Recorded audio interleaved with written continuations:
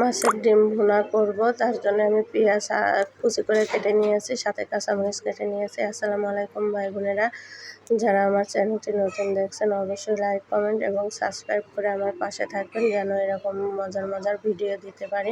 এই যে কথা বলতে বলতে পেঁয়াজটা কষিয়ে নিয়েছি হালকা করে, তার ভিতরে আদা রসুন বাটা আর দিয়ে দিলাম স্বাদ মতো লবণ, দিয়ে সাথে দিয়ে দিলাম হলুদের গুঁড়া দিয়ে এখন দিয়ে দিচ্ছি মরিচের গুঁড়া আপনারা স্বাদ মতো দেবেন, যে যেরকম ঝাল খান। আর জিরা গুঁড়াও দিয়ে দিতে হবে এখানে। দিয়ে মশলাটা ভালোভাবে কষিয়ে নেব যে পর্যন্ত তেল উপর দিকে উঠে না আসবে।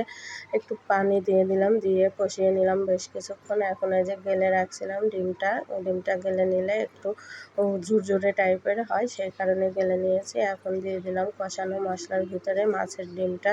আর এভাবে মাছের ডিম ভুনা করে খেয়ে দেখবেন, খুবই মজা হয়। বেশ কিছুক্ষণ কষিয়ে নিলাম, পানিটা শুকনো হয়ে গেছে দেখতে পাচ্ছেন।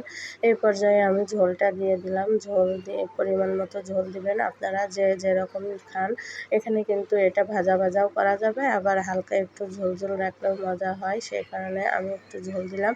আর শেষের দিকে দিয়ে দিচ্ছি ধনিয়া পাতার ফ্লেভারটা তো খুব সুন্দর হয়, অনেকে পছন্দ করে, অনেকে আবার করে না। আর এখানে মাছের ডিমের গন্ধটাও কিন্তু চলে যায় ধনিয়া পাতা দিলে। এই যে আমার রান্নাটা শেষের দিকে। আল্লাহ হাফেজ।